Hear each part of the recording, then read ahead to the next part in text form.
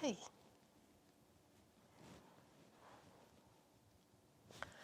Wow.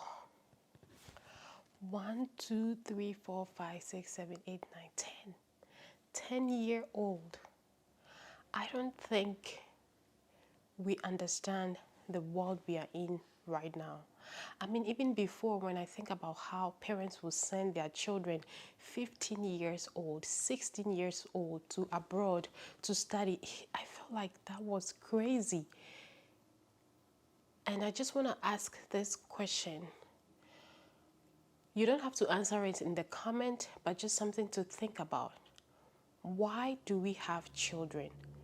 Why do people have children? What is the purpose of having children? Because I feel like we have children and all we think about is providing them with things, making sure that they are up to par with everything that is going on, is popular. If we are rich, we make sure that we buy all the trending things, make sure that they experience all the trending things. Do we understand the purpose for which we are here on earth and our adversary? Do we understand what the world has become and how crazy it is right now, even as a homeschooler, how much I think about the safety of my children?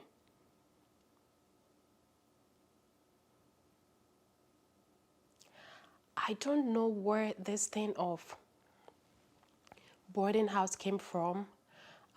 It might be a variety of reasons, but I can trace it to colonialism, slavery, just that idea of separating us from our children. And we think it's a great thing. I do not know why. Why will I have my child? Me as a mother knowing the best food to make for my children. I mean, unless you have you are living with some kind of disability. Knowing the best things to provide for my child, and I send my child to a boarding house or to someone to take care of them, to travel to somewhere, a 10-year-old, without me being present.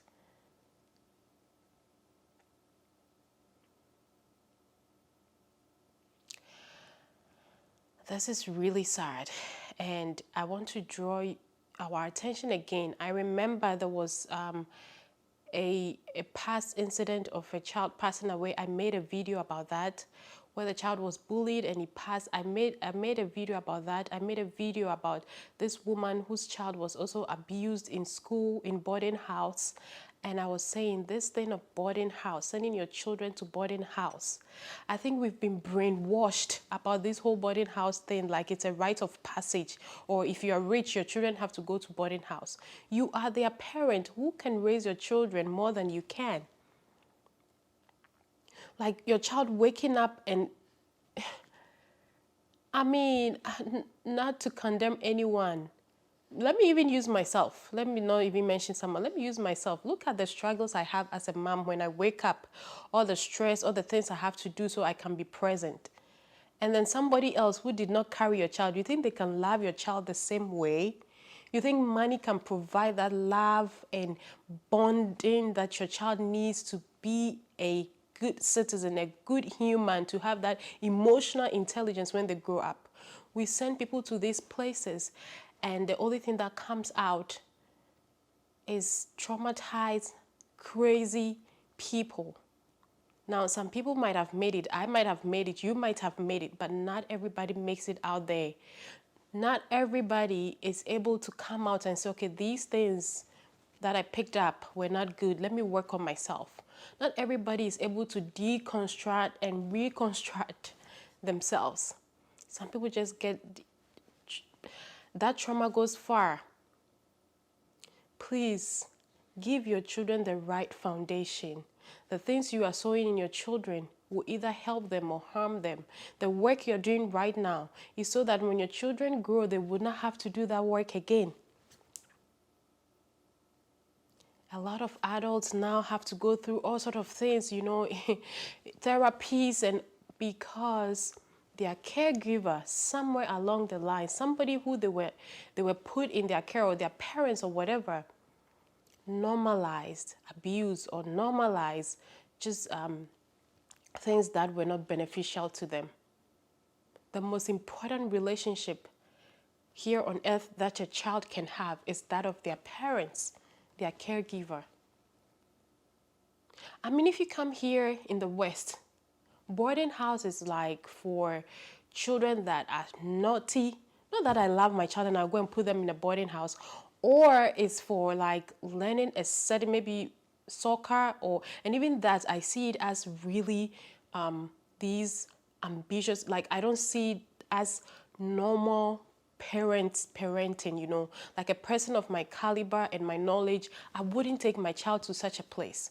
But in Africa, it's just so normal. And that is because all these things are imported. We import these things, so we do not have a clear understanding. It's just like health issues. You know, we because these drugs and everything are sent to us, we use them anyhow, we abuse them. I realized that when I came here, they don't even abuse drugs as much as we do. The amount of antibiotics I've taken since I was a child till now, if I should tell you.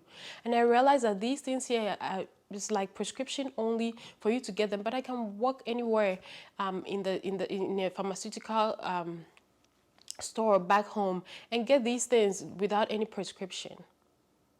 When a child gets a cough, they prescribe antibiotics. So all this culture, all these things that are imported to us, what happens is that we don't really understand.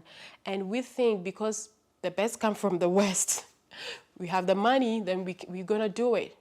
Why will I take my child to Dubai, be by herself? I mean, they have summer camp here, and I'm looking at them like, eh? My child, summer camp, sleepovers and those things. And I'm not the only person. Like I said, other people may do it out of ignorance, or they just don't have time for their children. But a person of my caliber and my nature will not do that. And I find that in Africa, like even people like me will do it because it has been shown to us as something, you know, to brag about. My child goes to this place. 15 years old, we are sent abroad to go and make a living.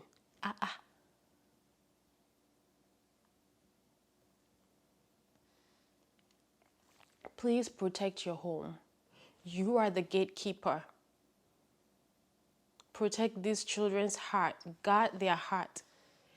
This child that went through this incident, it looks like this thing was really common where she was.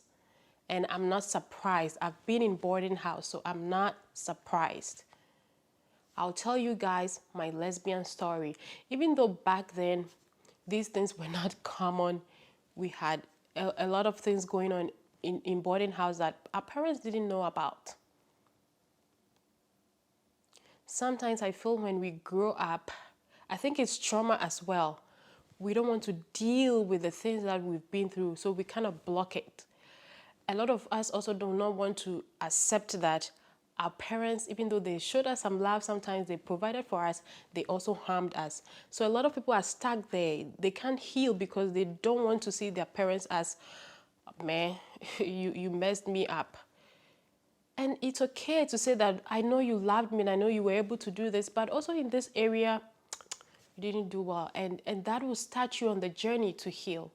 There are a lot of things that our parents did that we have to break that pattern. And that is why I started this channel, that, you know, we need to break that generational curse. And what I mean by that is all these patterns that we follow, sometimes we are not conscious about it.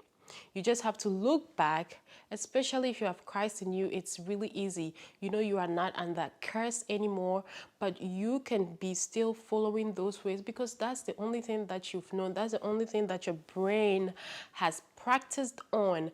If you did not have a father at home, or you even have a father that was not present as a man, it would be very hard for you to lead or to even be a father. It would just be a pattern unless you recognize that and decide that you're going to change. If you didn't have a father at home, or a father that was not active at home, he was just that passive dad, as a woman, you're going to have issues going with men that can lead and are loving.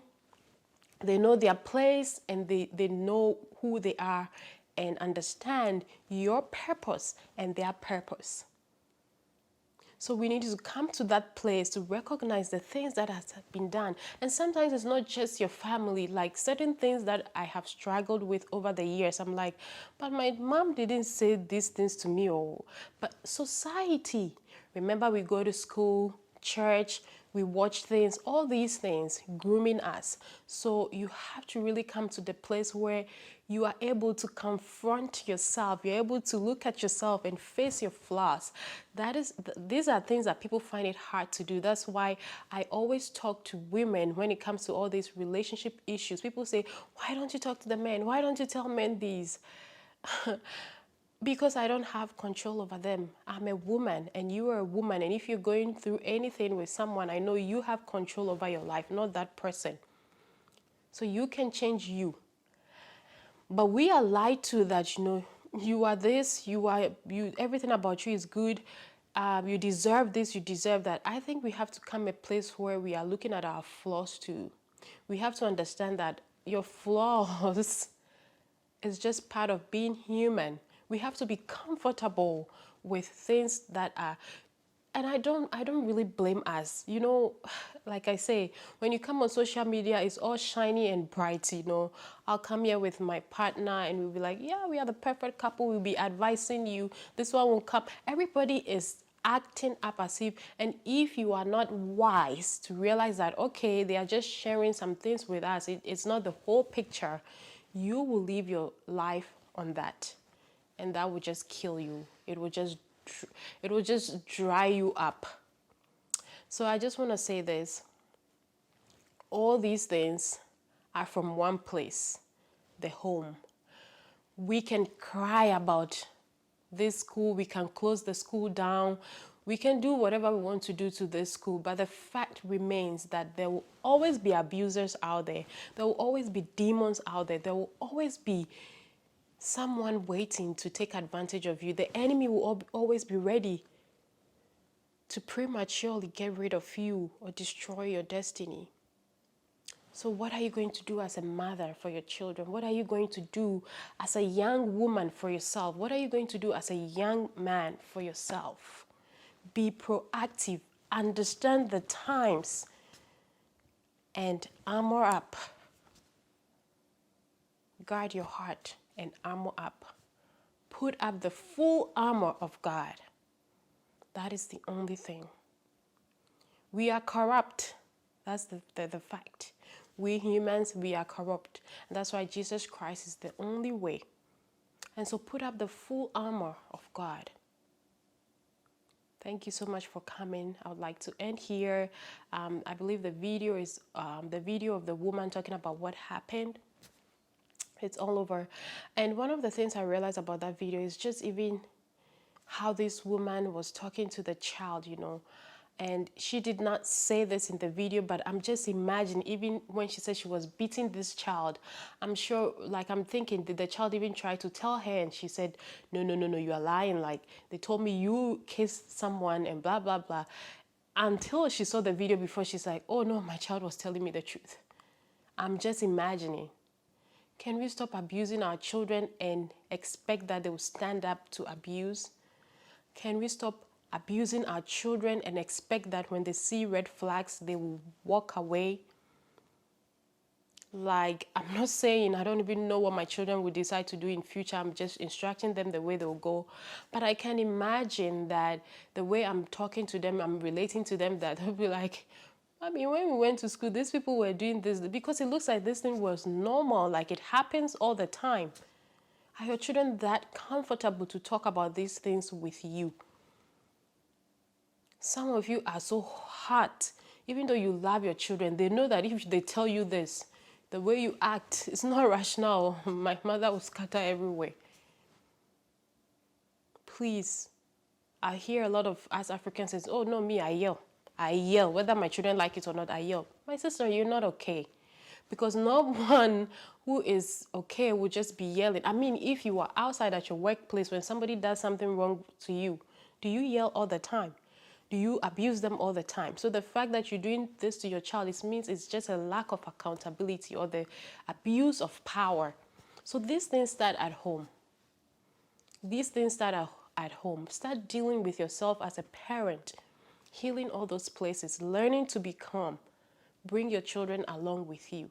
Protect them. Please protect these children. It's so much happening. This is not going to be the end. I mean, what happened with Osinachi, the gospel singer, the artist? It's an unfortunate thing that is really going to help us in the sense that, I mean, Nigeria is a big country, and everybody adding their, their voice, it's going to go far. But it doesn't change the fact that these things will go on. Here in the US, 1 in 4 women are abused. That's the stats. And 1 in 9. They're claiming that it could be more for men. 1 in 9 for men. They're claiming that it could be more for men because men normally won't report these things. And because maybe they're on the stronger side, they're not physically abused like there's that thing. But that is how much. I believe it's every 20 minutes someone is abused here in the US. In South Africa, I think it's every second. So take, someone is being abused. How are you protecting your children?